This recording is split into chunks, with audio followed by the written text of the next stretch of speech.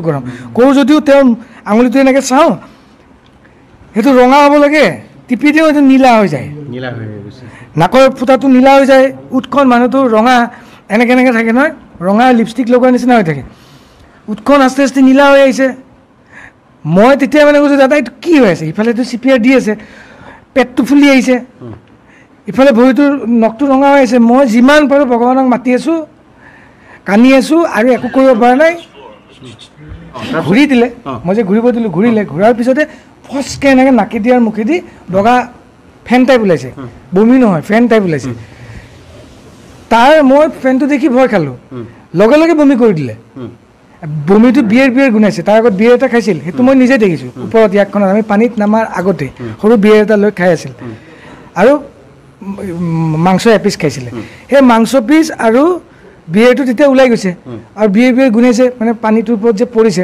মই একদম লগত আছোঁতো গোন্ধটো পাই গৈছোঁ মই অলৰেডি পানীত আছোঁ তাৰপিছত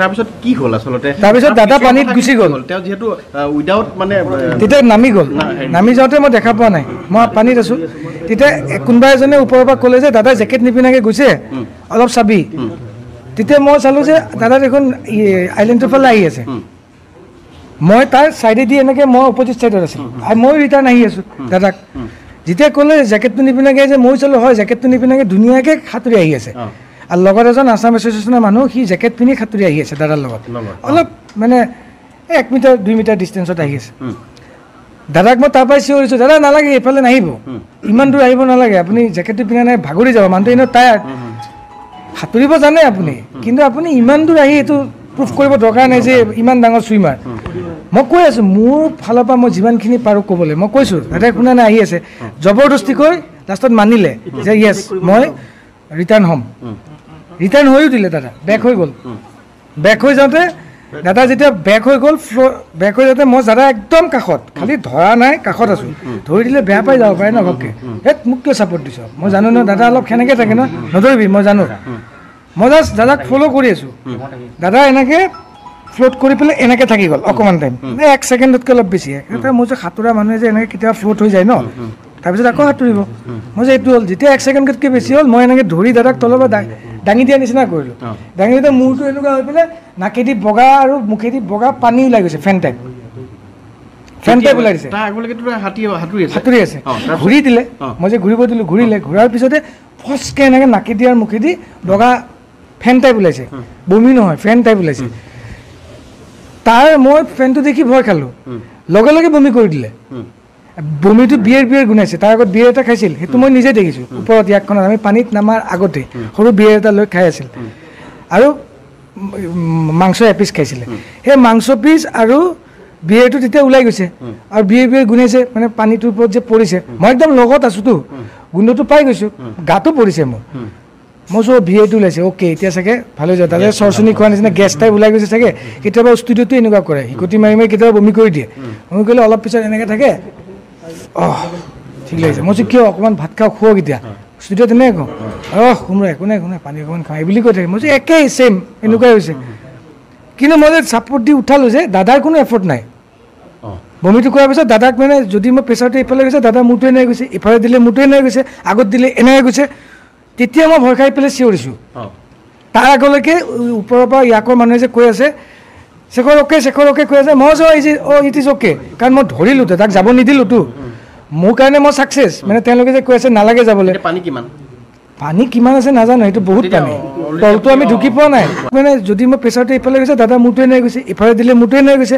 আগত দিলে এনেকৈ গৈছে তেতিয়া মই ভয় খাই পেলাই চিঞৰিছোঁ তাৰ আগলৈকে ওপৰৰ পৰা ইয়াকৰ মানুহে যে কৈ আছে শেখৰ অ'কে কৈ আছে মই যে ইট ইজ অ'কে কাৰণ মই ধৰিলোঁ তাক যাব নিদিলোঁতো মোৰ কাৰণে মই ছাকচেছ মানে তেওঁলোকে যে কৈ আছে নালাগে যাবলৈ পানী কিমান আছে নাজানো সেইটো বহুত পানী তলটো আমি ঢুকি পোৱা নাই মই উপঙি আছোঁ ন জেকেটটো আছে দাদাক মই ধৰি আছোঁ এনেকৈ ধৰি আছোঁ ধৰি পেলাই উঠাই আছোঁ দাদাও টোপা নাই তাৰপিছত মই যেতিয়া চিঞৰি দিলোঁ দাদাই ৰেছপন্স দিয়া নাই মানে মই ধৰি ৰাখিব পৰা নাই দাদাক দাদা এনেকৈ পানীত যদি মানুহ এটাক মই তেওঁৰ এটা ছাপৰ্ট লাগিব তেতিয়াই মই ধৰি ৰাখিব পাৰিম তেওঁ যদি হালি যায় মইতো উপঙিয়াই আছোঁ ময়ো হালি যাওঁ সেনেকৈ দাদা 2-3বাৰ এনেকৈ গৈছে। আপুনি মাতিছে নাই? তেওঁ মাতি আছোঁ দাদা, ৰেছপন্স নাই। দাদাৰ বডিটোৱে ৰেছপন্স নাই, মানে হালি গৈছে, যোনফালে যায় এইফালে পৰি যায়। তেতিয়া মই চিঞৰোতে ইয়াকৰ যোনজন পাইলট তেওঁ জাপ মাৰি দিছে পানীত। জাপ মাৰি পেলাই তেতিয়া এইটো 25 মিটাৰমান হ'ব ইয়াকখনৰ পৰা। তেওঁ 10 ছেকেণ্ডত আহি পাই গৈছে। তেতিয়া সন্দীপনো আছে, সন্দীপনো আহি পাইছে তাৰ আগতে। সিদ্ধাৰ্থ নাওখন চলাই আছিল, সিও আহি পাইছে। চবেই দাঙি মেলি এই ইয়াকৰ পাইলটজনে দাঙি বেলেগ এখন বোটত উঠাই দিলে, ৰাউণ্ড বোট এখনত। আৰু তলৰ পৰা সিদ্ধাৰ্থ আৰু সন্দীপৰ মুখৰ কাৰণে মূৰটোত দাদা পানী নপৰাকৈ এনেকৈ দাঙি ধৰিলে।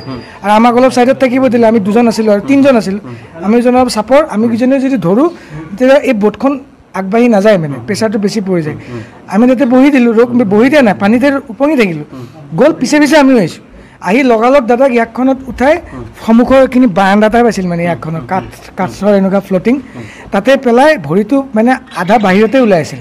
মই সেইকাৰণে ইমানমান পানীত শ্লেপখনত উঠি মই ভৰিখন যিমান পাৰোঁ গৰম কৰি আছোঁ। আৰু পাইলটজনে দাদাক CPR দি আছে বুকুত, আৰু আমাৰ সন্দীপনে মুখেদি এনেকৈ টানি এইটো কিবা কৰি আছে। সেনেকৈ 10 মিনিটমান কৰোঁতে আমাৰ ইয়াৰ পাইলট এইটো সাগৰৰ যে থাকে ডক্টৰ এণ্ড কিবা এই আমাৰ পুলিচৰ হওক কিবা হওক সেইবিলাক আহিল। আহি তেওঁলোকে জাপ মাৰি নামি আমাৰ নাওখনত উঠি তেওঁলোকে CPR দিছে। সন্দীপন যিহেতু পুলিচৰ মানুহ, সি যেতিয়া ক'লে মই পুলিচৰে মানুহ বুলি, তেওঁক ক'লে কি ঠিক আছে আপুনি মুখেদি এইটো কিবা পাম্প কৰে যে সেইটো কৰক। মই পিছফালে অকল দাদাক মালিচ কৰি থাকি গ'লোঁ। চবেই কৈ আছে বডিটো ঠাণ্ডা হ'ব নিদিবা, তেওঁক খালি মালিচ কৰি আছোঁ গৰম কৰোঁ। যদিও তেওঁ আঙুলিটো এনেকৈ চাওঁ, সেইটো ৰঙা হ'ব লাগে, টিপি দিওঁ সেইটো নীলা হৈ যায়, নাকৰ ফুটাটো নীলা হৈ যায়, উঠখন মানুহটো ৰঙা এনেকৈ থাকে নহয়, ৰঙা লিপষ্টিক লগোৱাৰ নিচিনা হৈ থাকে। উঠখন আস্তে আস্তে নীলা হৈ আহিছে। মই তেতিয়া মানে কৈছোঁ দাদা এইটো কি হৈ আছে? ইফালেতো CPR দি আছে, পেটটো ফুলি আহিছে, ইফালে ভৰিটোৰ নখটো ৰঙা হৈ আছে। মই যিমান পাৰোঁ ভগৱানক মাতি আছোঁ, কান্দি আছোঁ, আৰু একো কৰিব পৰা নাই। আধা ঘণ্টা যে নাৱৰ ড্ৰাইভাৰজনটো যাই পেলাই নাওখন চলাইছে, মানে ইয়াকখন আধা ঘণ্টা সেনেকৈ চলাই পেলাই ইহঁতে ওচৰৰ পৰ্ট এটাত আনিলে। সেইটো পুলিচে আৰু ডক্টৰে এইটো ডিছকাছ কৰি লৈছে, ক'ত পৰ্টত নিছে কি কৰিছে এইটো নাজানো। খালি আমি যোনটো পৰ্টৰ পৰা গৈছোঁ সেইটো পৰ্ট নহয়, তাৰ ওচৰত থকা। তাৰ আধা ঘণ্টা, তাৰ আধা ঘণ্টা, 1 ঘণ্টা হ'ল। এবাৰ তাতে যায়, মানে এই আমাৰ পৰ্টটোলৈ যায়। পৰ্টটোত যেতিয়া পাইছে তেতিয়া তাতে এক্সট্ৰা মেডিকেল টীম ৰখি আছিল। তেওঁলোক দৌৰি আহিল, আহি পেলাই তেওঁ মেচিন চেচিন লৈ আহিছে। আহি পেলাই দাদাক তাতে মেচিন চেচিন লগাওঁতে তেতিয়া আমাক চবকে ছাইড কৰি দিছে। তাতেও 25 মিনিট, আধা ঘণ্টা তেওঁলোকে কিবা কিবি কৰিলে। তাৰপিছতহে দাদাক হস্পিটেল লৈ গৈছে। কিন্তু দাদাৰ লগত সিদ্ধাৰ্থ গৈছে, আৰু আমাক কাকো তাতে যাব দিয়া নাই। আমি তাতে আৰু 45 মিনিট, 1 ঘণ্টা সময় সেনেকৈয়ে থাকি গ'লোঁ। থকাৰ পিছত ৰিজাল্টটো আহিছে, দাদা নাই। হস্পিটেলত কিমান সময় পিছত আপোনালোকক জনাইছে যে নাই? হস্পিটেলত 45 মিনিটমান পিছত। সেইটো মানে ধৰক তাৰে টাইমত 5:30-6টামান হৈছে। ইয়াৰ টাইমত 2.5 ঘণ্টা এটা, 2 ঘণ্টা 20 মিনিট এটা ডিফাৰেঞ্চ থাকে। সেই জেগাটোত তেওঁলোকে অৰ্গেনাইজাৰ, মেনেজমেণ্ট চবখিনি থকাৰ পিছত মই তাতে ষ্টুডিঅ'ৰ নিচিনা বা ষ্টেজৰ নিচিনা দাদাক গাইড কৰিব নোৱাৰোঁ। দাদা এইটোত নাযাব, দাদা এইটো নাখাব, দাদা এইটো কৰক। মোক দাদাই লৈ গৈছে, মোক দাদাই কৈছে তই নাম সাঁতোৰ। সেইজন মানুহে আকৌ মই দাদাক ক'ব পাৰিম নেকি দাদা ইয়াত নানামিব, দাদা ইয়াত নকৰিব? মোৰ জেগাত বেলেগ এজন থাকিলে আপোনালোকে কোনোবাই ক'ব পাৰিলে হয় নেকি? আজি চবেই ক'ব পাৰিছে যে আপুনি কিয় মানা নকৰিলে।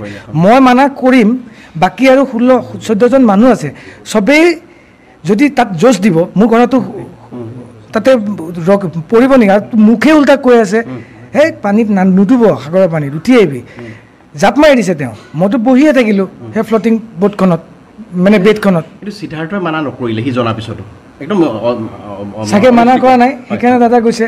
বা মানা কৰিলেও, সি যদি মানা কৰিলেও হয়, তাৰপিছতো যদি গৈছে, সেইটো দাদাই কাৰো কথা নুশুনে, সেনেকুৱা হ'ব পাৰে। মানাটো ডাইৰেক্ট কৰাটো মই দেখা নাই।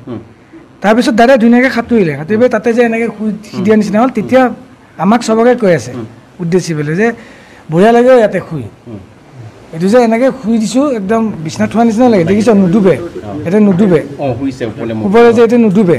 তো নুডুবে মানে মই ভাবি আছোঁ দাদাই যে কৈছে নুডুবে, এইটো এই লাইফ জেকেটটোৰ কাৰণেও ডুবা নাই, নে সাগৰৰ পানীয়ে নুডুবাই সেইটোতো মই গম নাপাওঁ কিন্তু তাৰপিছত দাদা উঠি আহিছে উঠি আহি আকৌ চুইমিং কৰিছে চুইমিং কৰি সন্দীপনৰ লগত আকৌ সেলফি উঠিছে উঠি পেলাই দাদা ওপৰত উঠিল আফটাৰ ডেট দাদাই যিহেতু এক্টিভিটিজখিনি দেখালে ইহঁত অলৰেডি পানীত সাঁতুৰি আছে তেতিয়া মই ভাবিলোঁ কি এতিয়া এইটো নুডুবে ময়ো যাওঁ সিহঁতে কৈ আছে তেতিয়া ময়ো যাই ফ্লট কৰি দেখিছোঁ হয় নুডুবে দেখোন ভালেই লাগিছে একলেণ্ডত যেনেকুৱা লাগে একজেক্টলি সেনেকুৱা লাগিছে মই এইটো ফ্লট কৰি আছোঁ